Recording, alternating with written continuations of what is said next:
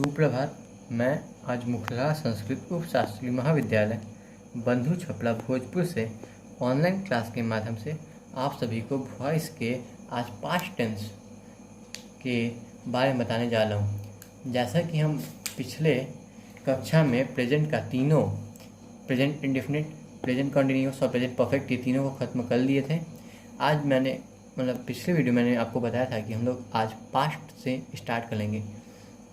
तो अगर हम लोग पास्ट देखें तो पास्ट में ऐसे इंडेफिनिट होता है, पास्ट इंडेफिनिट, पास्ट कंटिन्यूअस और पास्ट परफेक्ट। ऐसे पास्ट परफेक्ट कंटिन्यूअस भी टेंस होता है, पर वॉइस के मुताबिक पास्ट परफेक्ट कंटिन्यूअस का कोई सेंटेंस नहीं होता है। इसके कारण हम लोग पास्ट परफेक्ट कंटिन्यूअस नहीं बनाएंगे, क्योंकि मॉडर्न ग्रामर के मुताबिक past perfect continuous, present perfect continuous और फ्यूचर परफेक्ट कंटिन्यूअस नहीं होते हैं।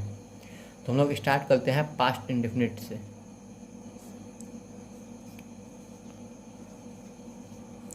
तो इंडेफिनिट, तो इसका जो कंपोजिशन होगा वो होगा subject plus was were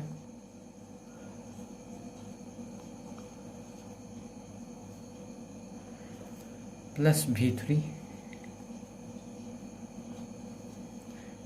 plus object plus by plus object. ठीक है, ये एक अफर्मेटिव सेंटेंस का कंपोजिशन है। जैसा कि हम लोग देख सकते हैं यहाँ पे कोई नॉट नहीं है, कोई ये जो ऑक्सिलरी वर्ब है वाज और वेयर वो स्टार्टिंग में नहीं है। इसके कारण ये एक अफर्मेटिव सेंटेंस है। तो इसका कारण जब हम लोग एक सेंटेंस लेते हैं तो एक्टिव में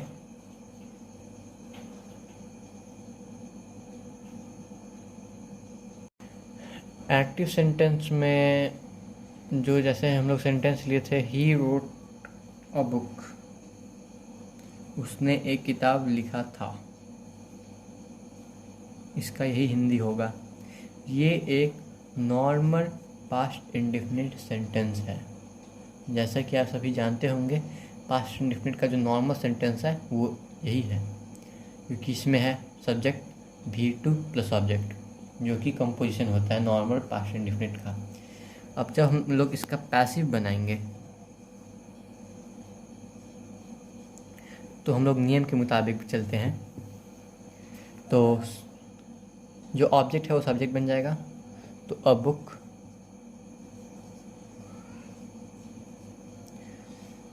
बुक एक सिंगल शब्द है, इसलिए हम लोग यहाँ पे यूज कर लेंगे वॉज। यहाँ पे रोट है, उसका V3 हो जाएगा रिटेन। ऑब्जेक्ट यहाँ पे दूसरा कोई नहीं है, इसलिए यहाँ पे हम लोग यूज कर लेंगे बाय, प्लस यहाँ का जो ऑब्जेक्ट है वो यहाँ का सब्जेक्ट है, इसलिए हम लोग यहाँ पे यूज कर लेंगे हिम। तो जो एक्टिव था वो था ही रोट अ बुक, और जो इसका पैसिव बना वो हुआ a book was written by him. अब हम लोग इसका एक निगेटिव सेंटेंस भी देख लेते हैं।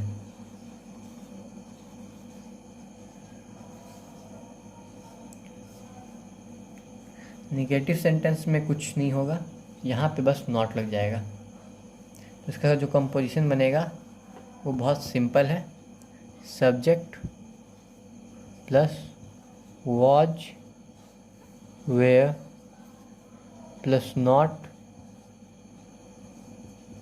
Plus V3 plus object plus by plus object.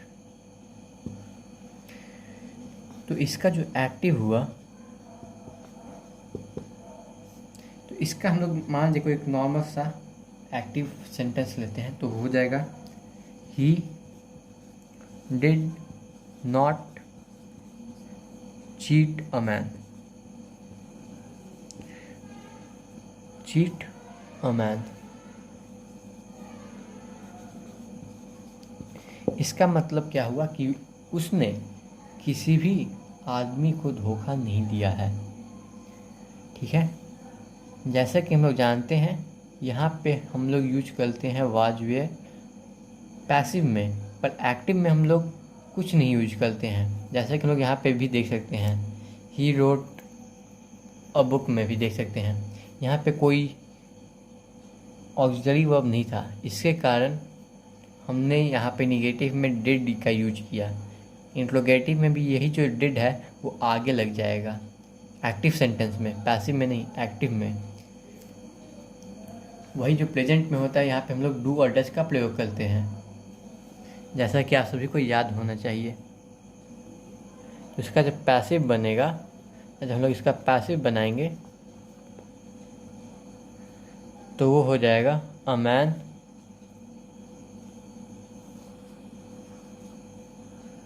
Did, यहाँ पे बदल जाएगा वॉज में, क्योंकि मैन होता है सिंगुलर, वो भी अ है यहाँ पे। वॉज नॉट, क्योंकि ये निगेटिव सेंटेंस है, नॉट।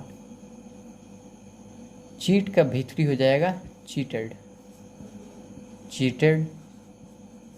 यहाँ पे कोई और ऑब्जेक्ट नहीं है, इसलिए हम लोग यहाँ पे यूज करेंगे बाय, और फिर जो हम लोग यूज कर लेंगे वो होगा हिम, क्योंकि यहाँ पे जो सब्जेक्ट है वो है him.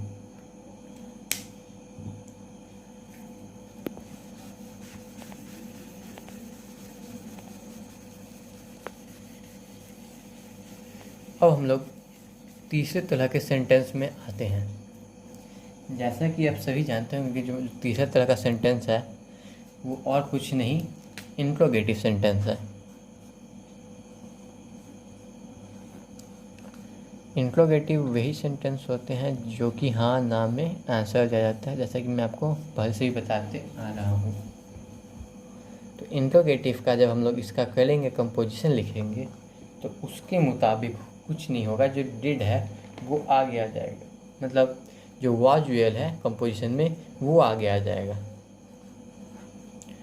Plus subject plus V3 plus object plus by plus object. ठीक है। इसका जब हम लोग कोई एक्टिव सेंटेंस लेते हैं तो इसका जो एक्टिव सेंटेंस होगा वो डिड से स्टार्ट होगा। तो एक हम लोग सेंटेंस लेते हैं, did the magician vanish the boy.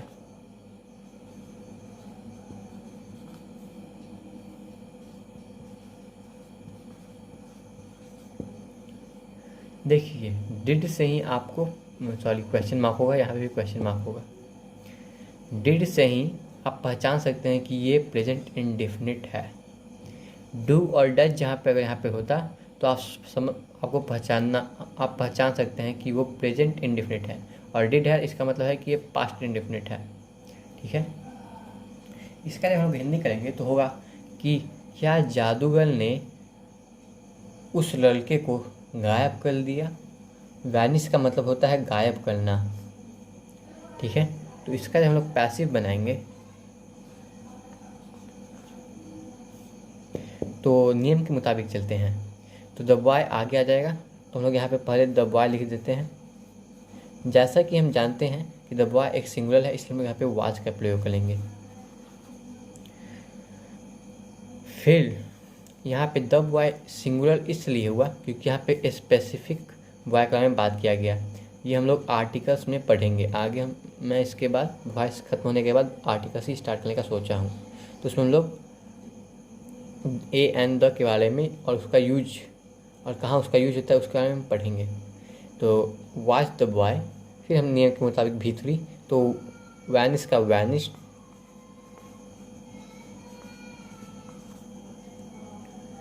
Object तो है नहीं तो बाय, और फिर द मैजिशियन है जो यहाँ पे सब्जेक्ट है, अब यहाँ पे ऑब्जेक्ट हो जाएगा तो द मैजिशियन।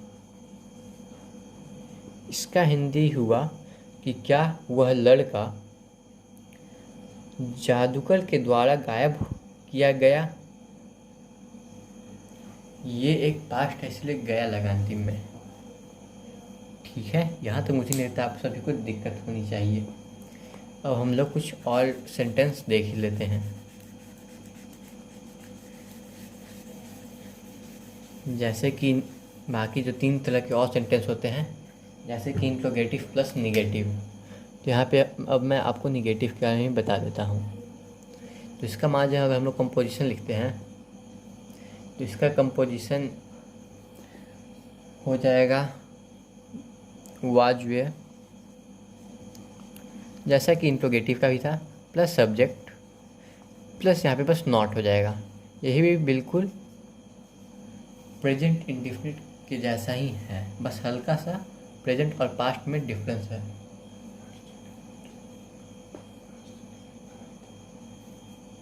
बस हल्का सा यहाँ पे पास्ट और प्रेजेंट में दिक्कत है, अलग है। जैसे कि वाज और इज मार्क हम लोग प्रयोग करते थे प्रेजेंट में, और यहाँ पे हम लोग वाज का प्रयोग कर रहे हैं।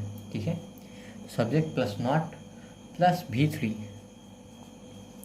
Plus object plus by plus object.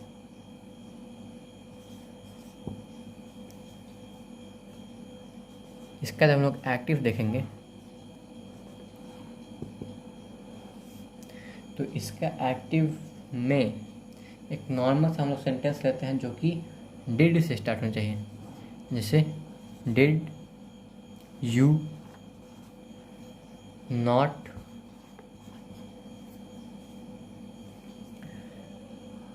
Cheat him. ये एक इजी सेंटेंस मैंने लिया है कि पैसिव करना इसका इजी हो। ऐसे मैंने सोचा था कि यहाँ पे हो जाए did you not go there, ऐसा भी सेंटेंस आ सकता है। तो यहाँ पे देयर कोई ऑब्जेक्ट नहीं है तो हम लोग देयर को पीछे ही रखेंगे, जैसा कि मैंने आपको एक उदाहरण से समझाया भी था। तो इसका जब हम लोग कर लेंगे तो होगा हिम पहले आएगा, तो हिम का यहाँ पे हो जाएगा ही।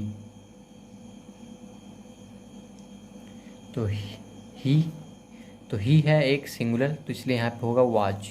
तो was he not cheated by you. ठीक है, मुझे नहीं लगता कि आप सभी को कोई दिक्कत होगी। तो बाकी जो दो तरह के सेंटेंस बच गए जो कि है टर्म और टर्म प्लस निगेटिव, तो वो सभी इसी तरह से बनेगा। कुछ नहीं करना है, टर्म का अगर आपको सेंटेंस बनाना है तो यहाँ से ये नॉट हटा दीजिए और यहाँ पे टर्म वर्ड लगा दीजिएगा। ठीक है, और जब टर्म प्लस निगेटिव कराना है तो ये नॉट इम्पॉर्टेंट है यहाँ पे, और इसके आगे बस टर्म लगा दीजिएगा। तो आज के लिए बस इतना ही। इसी के साथ हमारा पास्ट इंडेफिनिट का जो टेंस था वो कंप्लीट हुआ। अगली कक्षा में हम लोग पास्ट कंटिन्यूअस का देखेंगे। तब तक के लिए आप सभी को शुभ दिन।